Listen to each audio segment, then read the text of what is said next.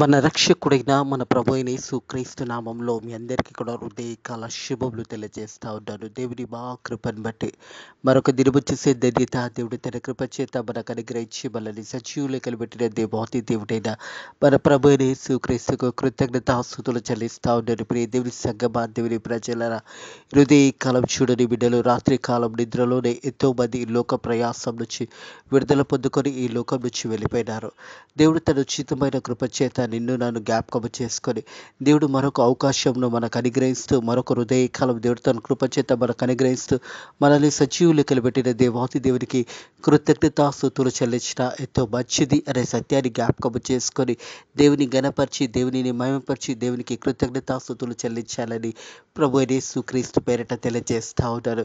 ఈ హృదయకాలపు ప్రియ దేవుని సంగమా, దేవుని ప్రజలరా, సిల్వలో పలికిన 7 మాటలలో మొదటి మాట హృదయకాలం ధ్యానించబోతా ఉన్నాము. యేసు ప్రభు సిల్వలో వేలాడుతున్న సమయంలో చివరి 7 మాటలలో మొదటి మాట హృదయకాలం ధ్యానించబోతా ఉన్నాము. ప్రియ దేవుని సంగమా, దేవుని ప్రజలరా, సిల్వ మరణము దేనికి సాదృశ్యమనగానే పాపం చేసిన వారిని ఆ సిల్వ మరణంకి అప్పచెప్తారనే సత్యాన్ని జ్ఞాపకం చేసుకోవాలి. ఎందుకంటే ద్వితీయోపదేశకాండము 21 అధ్యాయంలో ఈ మాట రాయబడినదనే సత్యాన్ని జ్ఞాపకం చేసుకోవాలి. ద్వితీయోపదేశకాండం 21 అధ్యాయం 22, 23 వచనంలో చూసినట్టయితే, ద్వితీయోపదేశకాండము 21 అధ్యాయం 22 వచనము, మరణ శిక్షకు తగిన పాపం ఒకడు చేయగా అతని చంపి మాను మీద వేలాడదీయవలను.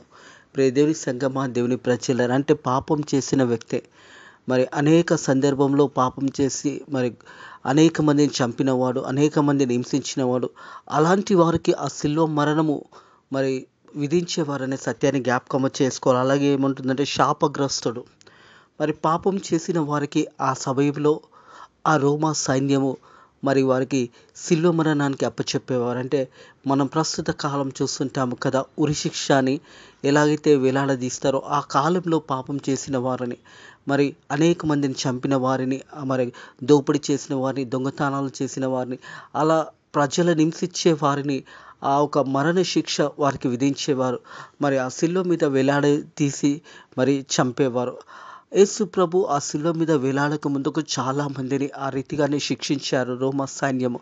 మరి యేసు ప్రభు సిలువ మరణం ద్వారా ఆ సిలువకు గొప్ప రక్షణ కారణమైనదనే సత్యాన్ని జ్ఞాపకం చేసుకోవాలని ప్రభు పేరట తెలియజేస్తూ ఉన్నాడు. ఆ కాలంలో అనేక మంది పాపం చేసిన వారిని మరి వాక్యం తెలియజేస్తూ ఉన్నది, పాపం చేసిన వారిని ఆకాశంకి భూమి మధ్యలో వేలాడదీసి చంపవలను, వాడు శాపగ్రస్తుడు అని దేవుని యొక్క వాక్యము తెలియజేస్తూ ఉన్నది. హృదయ కలము యేసు ప్రభు కూడా ఆ సిలువలో వేలాడిన సమయంలో సిలువలో పలికిన మొదటి మాటని హృదయ కాలము ధ్యానించబోతా ఉన్నాము. లూకాసు వార్త 23 అధ్యాయము 34 వచనం చూసినట్టయితే, లూకాసు వార్త 23 అధ్యాయము 34 వచనం చూసినట్టయితే, తండ్రి వీరు ఏమి చేయుచున్నారో వీరు ఎరగను గనుక వీరిని క్షమించమని చెప్పాను. ప్రియ దేవుని సంగమా, దేవుని ప్రజలరా, ఇక్కడ యేసు ప్రభు పలికిన మొదటి మాట, సిలువలో వేలాడుతున్న సమయంలో యేసు ప్రభు పలికిన మొదటి మాట చూసినట్టయితే, Father forgive them for they do not know what they are doing. వారు ఏమి చేయుచున్నారో తండ్రి వారు ఎరగరు గనుక వారిని క్షమించు అని యేసు ప్రభు మొదటి మాట ప్రార్థన. ప్రియ దేవుని సంగమా, దేవుని ప్రజలారా, అక్కడ ఉన్నవారు మరి యేసు ప్రభుని హింసించే వారి గురించి యేసు ప్రభు ఈ మాట మాట్లాడి ఉన్నాడనే సత్యాన్ని జ్ఞాపకం చేసుకోవాలని ప్రభు పేరట తెలియజేస్తూ ఉన్నాడు. అక్కడ యేసు ప్రభుని హింసించే వారందరిని ఉద్దేశించి యేసు ప్రభు ఈ మాట మాట్లాడాడు అనే సత్యాన్ని జ్ఞాపకం చేసుకోవాలని మీ యొక్క హృదయకాలం 7 అంశాలు మీతో మాట్లాడాలని ప్రభు పేరట ప్రేరేపించబడి ఉన్నాను. మొదటగా యేసు ప్రభు ప్రార్థన చేస్తున్నాడు. ఆ ప్రార్థనలో ఏమంటున్నాడంటే, తండ్రి వీరు ఏమి చేయుచున్నారో వీరు ఎరగను కనుక వీరు క్షమించు. చేసేవారందరికీ తెలుసు వారు ఏం చేస్తున్నారో. యేసు ప్రభుని మరి ఆ సిలువ మరణానికి అప్పచెప్పిన వారు కూడా ప్రజలే. ఆ ప్రజలను అక్కడ ఉన్నవారిని ఉద్దేశించి, అక్కడ ఉన్నవారి అందరిని ఉద్దేశించి యేసు ప్రభు పలుకుతున్న మాట ఏంటంటే, తండ్రి వీరు ఏమి చేయుచున్నారో వీరు ఎరగరు కనుక వీరిని క్షమించు. Jesus asked God to forgive the people who putting him in to death. అంటే ఎవరైతే యేసు ప్రభుని ఆ శిలువ మరణానికి అప్పచెప్తున్నారో, ఎవరైతే యేసు ప్రభుని హింసించారో, ఎవరైతే యేసు ప్రభుని కొరడాలతో కొట్టారో, ఎవరైతే యేసు ప్రభుని ఆ తల మీద ముళ్ళ కిరీటం పెట్టారో, ఎవరైతే యేసు ప్రభు అరచేతిలో గాయపరిచారో, వారందరి నిత్యము యేసు ప్రభు పలుకుతున్న మాట, తండ్రి వీరేమి చేయుచున్నారో వీరు ఎరగరు గనుక వీరిని క్షమించు అని ప్రార్థన చేసిండాడు. ప్రియ దేవుని సంగమా, దేవుని ప్రజలారా, మరి ఎవరైతే ఆ సమయంలో యేసుప్రభుని హింసించారో, ఎవరైతే మరి యేసుప్రభుని గాయపరిచారో, ఎవరైతే ఆయనని సిలువని పలికిన ప్రజలను ఉద్దేశించి ఆ ఒక శిలువ మరణంలో యేసుప్రభు ఆ చివరి క్షణాలలో మొదటి మాటని క్షమాపణ గురించి పలికి ఉన్నాడని సత్యాన్ని జ్ఞాపకం చేసుకోవాలి. అలాగే చూసినట్టయితే యూదుల లీడర్స్, రెండో అంశం చూసినట్టయితే యూదుల లీడర్స్ కానీ, రోమా మరి ఆ పొలిటికల్ ఉన్నవారు కానీ, వారందరి విషయం, మరి అక్కడ నిలబడిన సైనికుల విషయం కానీ, వారందరి నిత్యము యేసుప్రభు పలుకుతున్న మాట, తండ్రి వీరు ఏమి చేయుచున్నారో వీరు ఎరగరు కనుక వీరిని క్షమించు అని. ప్రియ దేవుని సంగమా, దేవుని ప్రజలారా, ఈ మాటలు వింటున్న ప్రియ సహోదరుడా, ప్రియ సహోదరి, ఈ యొక్క శుభ శుక్రవారం నాడు సిలువలో పలికిన 7 మాటలు మనం ధ్యానిస్తూ ఉన్నాము. మరి ప్రతి సంవత్సరము 7 మాటలను మనం వింటూ ఉన్నాము. మనం 7 మాటలు వింటున్నప్పుడు మన ఆత్మీయ జీవితంలో ఏమైనా మార్పు కలిగిందా లేదా మనల్ని మనం పరిశోధించుకోవాలి. యేసు ప్రభుని హింసించే వారి గురించి, యేసు ప్రభుని గాయపరిచిన వారి గురించి, యేసు ప్రభు తల మీద ముళ్ళ కిరీటం పెట్టిన వారి గురించి, యేసు ప్రభుని అరచేతిలో కొట్టిన వారిని, యేసు ప్రభు కొరడాలతో కొట్టిన వారిని, యేసు ప్రభుని కొరడాలతో కొట్టిన వారందరినీ ఉద్దేశించి యేసే పలుకుతున్న మాట ఏంటంటే, తండ్రి వీరేం చేస్తున్నారో వీరు ఎరగరు గనుక వీరిని క్షమించు. అక్కడున్న జ్యూయిష్ లీడర్స్ కానీ, యూదుల నాయకులు కానీ, అలాగే రోమా సైనికులు కానీ, అక్కడ నిలిచిన వారందరిని ఉద్దేశించి యేసు ప్రభు ఆ మాట పలికాడు. మరి యేసు ప్రభు ఈ ప్రార్థన ద్వారా అక్కడ ఉన్న వారందరినీ తండ్రి అయిన దేవుడు కుమారుని యొక్క ప్రార్థన విని క్షమించి ఉన్నాడని సత్యాన్ని జ్ఞాపకం చేసుకోవాలి. God answer that prayers by opening up the way of salvation even to Jesus' mother. యేసు ప్రభుని చంపే వారందరి నుంచి పలికిన మాట, యేసే పలికిన మాట ఏంటంటే, తండ్రి వీరేమి చేయుచున్నారో వీరు ఎరగరు గనుక వీరిని క్షమించు అన్నప్పుడు ఆ సల్వేషన్, ఆ రక్షణ అక్కడున్న ప్రజలందరూ కూడా మరి ఆ సమయంలో యేసు ప్రభు ఆ మొరని పెట్టినప్పుడు తండ్రి అయిన దేవుడు మరి ఆ మొర విని ప్రభు అయిన యేసుక్రీస్తు కుమారుని ద్వారా అందరికీ ఒక నూతన జీవితాన్ని అక్కడ దేవుడు దయచేసిండని సత్యాన్ని జ్ఞాపకం చేసుకోవాలి. ప్రియ దేవుని సంగమా, దేవుని ప్రజలారా, ఆ ప్రార్థనకు దేవాది దేవుడు జవాబుని గ్రహించాడు. మరొకడు ఉన్న వారందరూ క్షమాపణ పొందుకున్నారు, సల్వేషన్ పొందుకున్నారు, రక్షణ పొందుకున్నారు.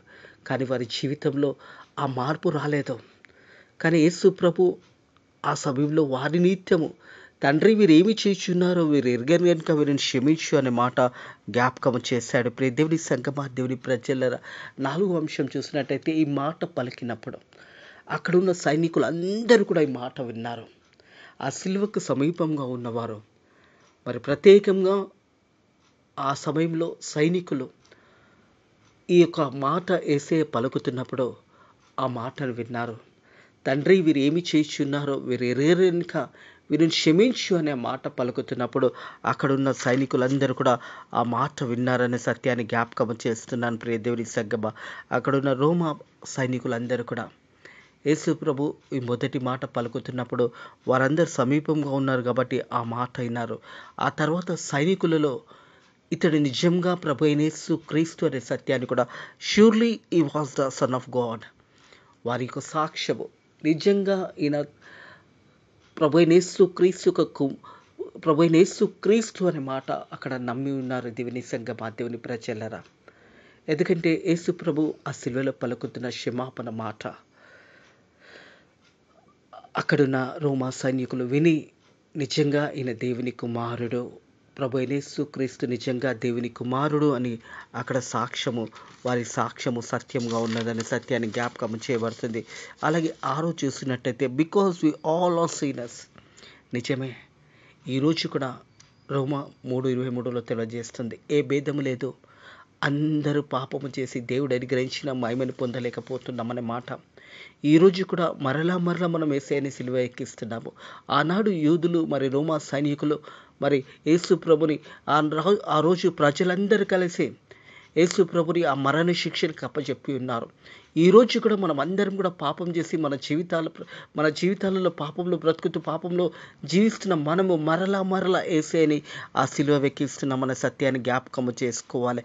Because we are sinners played a part in putting to Jesus to death.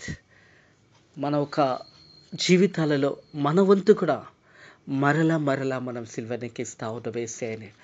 ఆనాడు మరి ప్రజలు మరి ఆనాడు యూదులు రోమా సైనికులు మరి యేసు ప్రభుని సిలువ మరణానికి అప్పచెప్పారు. అంతకుముందు చూసాము పిలాతు అన్నాడు ఆయనలో ఏ నేరము లేదో. యేసు ప్రభుతో కొద్దిసేపు మాట్లాడిన పిలాతే యేసు ప్రభులో ఏ నేరము లేదని గ్రహించగలిగాడు. ఆయనలో ఏ పాపం లేదు, ఆయనలో ఏ దోషము లేదు. మరి ఎందు నిత్యము సిలువ వేయబడిందంటే ప్రజలందరి నిత్యము లోక పాపములు మోసుకుని దేవుని గొర్రెపిల్లగా ఈ లోకానికి వచ్చాడు. ప్రతి మానవుని యొక్క పాపము ఒక వెల అన్నది యేసు ప్రభు ఆ కల్వరి సిలువలో చెల్లించేశాడు. నీవు నేను కట్టవలసిన వెల, నీవు నేను పొందుకోవాల్సిన శిక్షను ఆనాడే యేసయ్య తన మీదికి ఆ శిక్షను తెచ్చుకొని మన అందరి పాపంలో నిత్యము ఆ కల్వరి సిలువలో చనిపోయినాడు. ఈరోజు కూడా మనం అందరం ఏం చేస్తున్నామో ఒక్కసారి మనల్ని మనం పరిశోధించుకోవాలి. అందుకే అంటుంది బికాజ్ వి ఆల్ ఆర్ సీనర్స్. మనం అందరం కూడా పాపలమే, ఒక్కడు కూడా నీతిమంతుడు లేడు అని వాక్యం తెలియజేస్తుంది. మరలా మరలా మనం యేసయ్యని సిలువ ఎక్కిస్తున్నామా? మరలా మరలా ఆనాడు ప్రజలు మరి యేసయ్యని ఆ సిలువ మరణానికి అప్పచెప్పారు. వారిని ఉద్దేశించి యేసయ్య పలికిన మాట, యేసయ్య అన్న మాట, మొదటి మాట, తండ్రి వీరు ఏమి చేస్తున్నారో వీరు ఎరగరు గనుక వీరిని క్షమించు అని పలికాడు. ఈరోజు కూడా మన జీవితాలలో అదే పాప జీవితంలో, అదే రోత జీవితంలో మరలా మరలా యేసయ్యని ఆ సిలువ మరణానికి అప్పచెప్తున్నామేమో ఒక్కసారి మనల్ని మనం పరిశోధించుకోవాలని ప్రభు పేరిట తెలియజేస్తా ఉన్నాను. ఇదొక శుభవార్త. ద గాస్పెల్ గుడ్ న్యూస్, సువార్త మరి ఒక సత్యమైన వాక్యముగా ఉన్నదే. ఆ సత్యవాక్యం ఏంటంటే నీ కొరకు నా కొరకు యేసయ్య ఆ వెల చెల్లించేశాడు. మనము ఈరోజు విడిపించబడి ఉన్నామనే సత్యాన్ని జ్ఞాపకం చేసుకోవాలి. The gospel is a great news. సువార్త అనేది మరి ప్రియ దేవుని సంగమా, దేవుని ప్రజలరా, ఇది ఒక శుభవార్త. ఇదే సర్వమానవ ప్రపంచంకి యేసు ప్రభు మరణం ద్వారా ఈరోజు మనం అందరం కూడా విడిపించబడి ఉన్నామనే సత్యాన్ని జ్ఞాపకం చేసుకోవాలి. The gospel, the good news is that God is gracious. He will forgive us and give us a new life through His Son.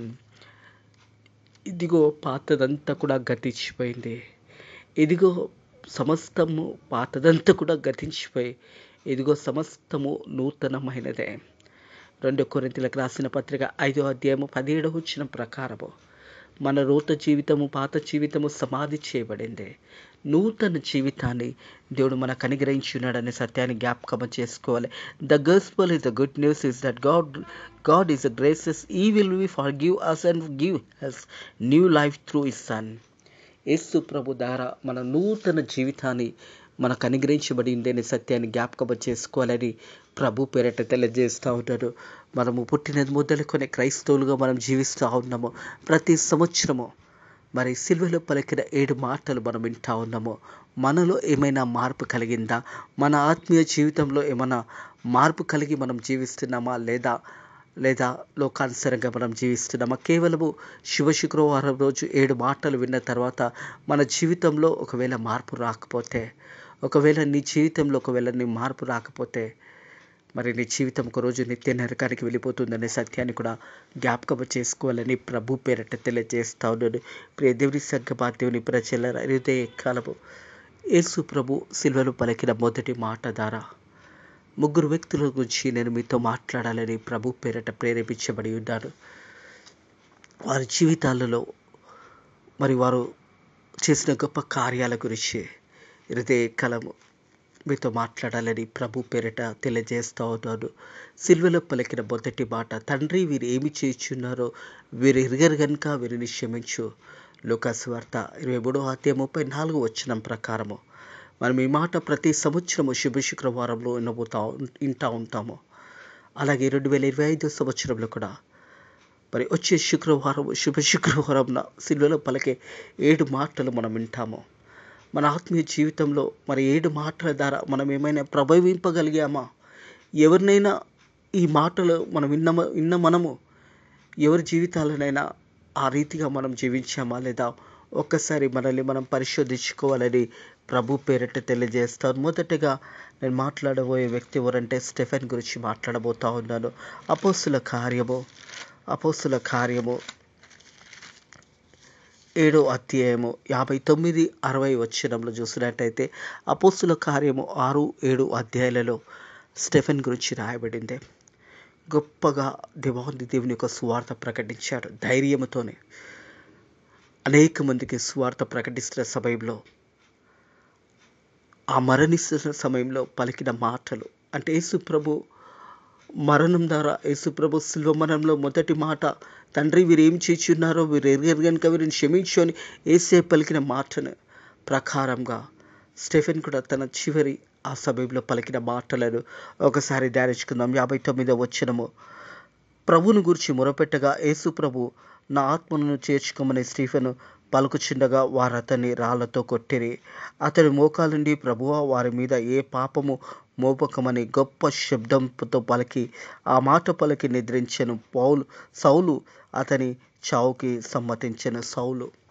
మరి పౌలుగా మారకముందు సౌలు అనేక మంది క్రైస్తవులు నివసిస్తున్న సమయంలో స్టెఫెన్ ఒక మరణము ప్రియ దేవుని సంగమా దేవుని ప్రజలరా తను మరణిస్తున్న సమయంలో ఎంతగానో మరి యేసు ప్రభుక పరిచర్యలో అతడు యేసు ప్రభు చెప్పిన మాటలను శ్రద్ధగా విని ఆ మాటల చేత ఎంతగానో బలపరచబడి మరి దేవుని వాక్యము ప్రకటించాడు.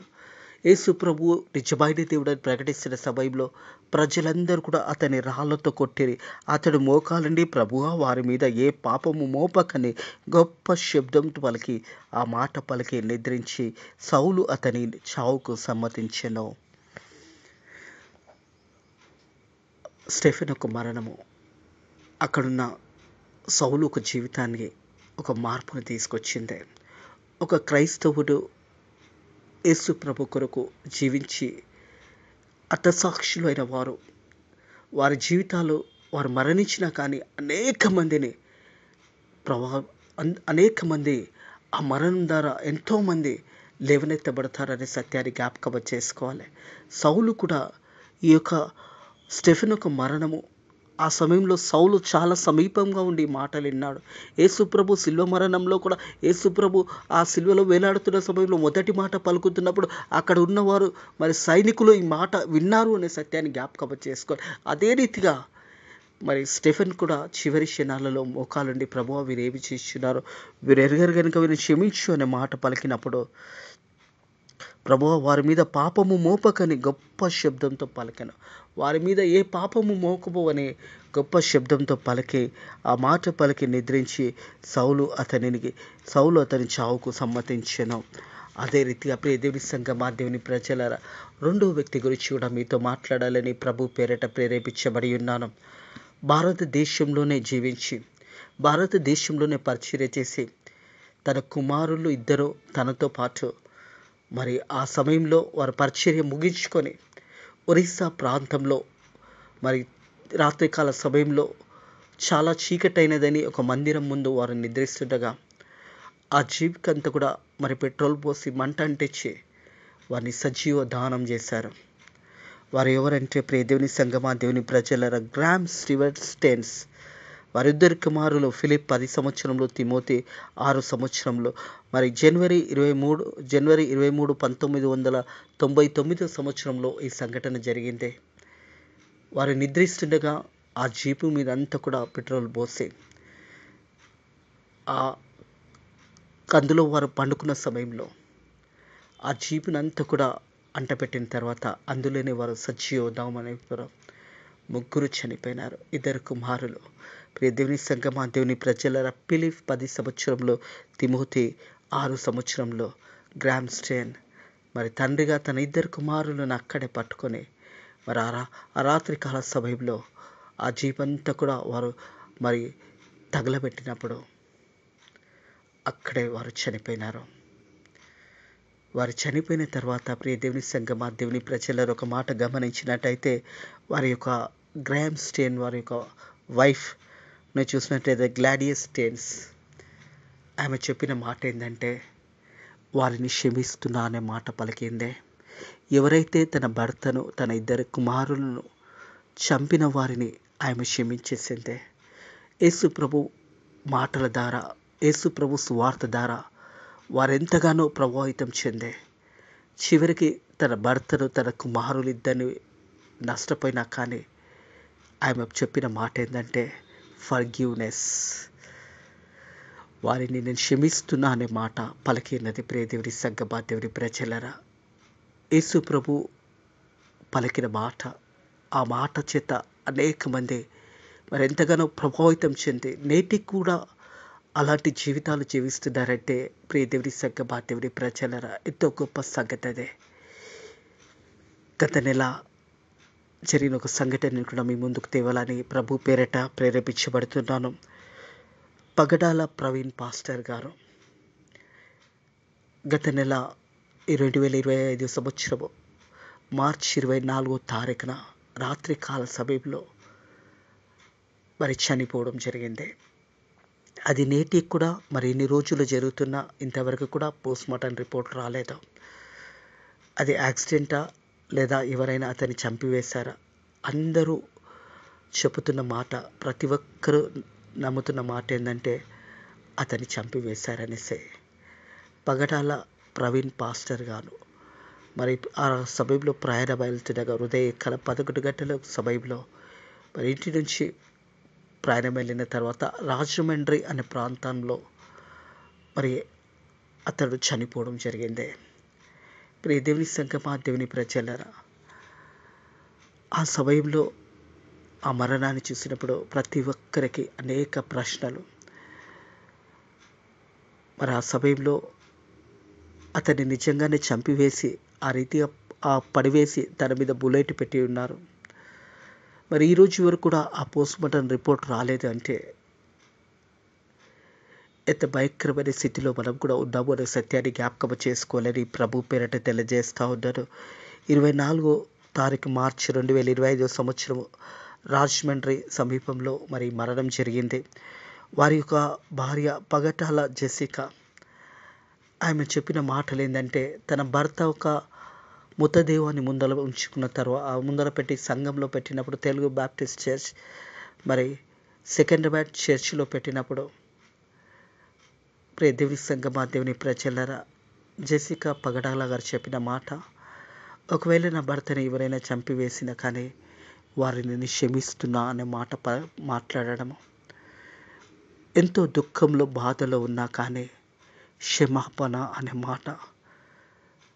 ఈరోజు క్రైస్తవ లోకంలో మనం జీవిస్తుండగా మనం యేసయ్య నుంచి నేర్చుకున్నది, మన జీవితాలలో మనకు సమస్యలు వచ్చినప్పుడు, కష్టాలు వచ్చినప్పుడు, శ్రమలు వచ్చినప్పుడు, బాధ వచ్చినప్పుడు కూడా క్షమించే మనసు మనకున్నదా? జెసికా పగడాల గారు చెప్పిన మాట, ఒకవేళ నా భర్తని ఎవరైనా చంపివేసినా కానీ యేసయ్య మనల్ని క్షమించిన ప్రకారం, యేసయ్య చూపించిన మార్గము ప్రకారము పగడాల ప్రవీణ్ పాస్టర్ గారు కూడా అనేకులను క్షమించేవారు. ఈరోజు అతను ఎవరైనా చంపినా కానీ క్షమిస్తున్నాననే మాట పలకడము ఎంతో గొప్ప. క్రైస్తవ జీవితంలో అనేకులను బలపరిచే మాట ఈ మాట. మొదట చూసాము స్టెఫెన్కు మోకాళ్ళుండి పలికిన మాట, మోకాళ్ళుండి ప్రార్థన చేసినప్పుడు ప్రభువా వారి మీద పాపం మోపకని గొప్ప శబ్దం పలికి ఆ మాట పలికి నిద్రించి సౌలు అతనికి చావుకు సమ్మతించెను. అలాగే చూసినట్టయితే గ్రాహం స్టెయిన్స్ వారిద్దరు కుమారులు పీటర్, తిమోతి మరి ఆ రాత్రి కాల సమయంలో ఒరిస్సా ప్రాంతంలో ఒక మందిరం బయట వారు నిద్రిస్తుండగా వారిని ఘోరంగా చంపివేశారు. వారి భార్య చెప్పిన మాట, గ్లాడిస్ స్టెయిన్స్ గారు చెప్పిన మాట, వారిని క్షమిస్తున్నాను, నా భర్తను నా పిల్లలను చంపిన వారిని క్షమిస్తున్నాను మాట పలికినదే. అలాగే పగడాల ప్రవీణ్ పాస్టర్ గారు మరి ఈరోజు వరకు కూడా తెలియదు అది యాక్సిడెంటా, ఎవరైనా చంపేశారా? జెసికా పగడాల చెప్పిన మాట ఏంటంటే, వారిని క్షమిస్తున్నాను, నా భర్తని చంపిన వారిని. ఈ మాటలు ఎలా చెప్పగలిగారు అంటే యేసు ప్రభు శిలువ మీద పలికిన మొదటి మాట, తండ్రి వీరేమి చేయుచున్నారో వీరు ఎరుగరు గనుక వీరిని క్షమించు అనే మాటకు వారి జీవితాలు జీవించి చూపించారు. మనం కూడా మన జీవితాలలో ఆ మాదిరైన జీవితం జీవించాలి. ఇన్నిసార్లు మనం ఈ సిలువలో పలికిన మాటలు వింటా ఉన్నాము. 7 మాటలు ప్రతి సంవత్సరము ధ్యానిస్తున్నాము, ప్రతి సంవత్సరము వింటున్నాము. ఒకవేళ మనము నిజమైన దేవుని బిడ్డలమైతే ఒకరి పట్ల ఒకరు క్షమాపణ కలిగి జీవించాలని ప్రభు పేరట తెలియజేస్తాను. చివరిగా చూసినట్టయితే ఎఫెసీలకు రాసిన పత్రిక 4వ అధ్యాయము, ఎఫెసీలకు రాసిన పత్రిక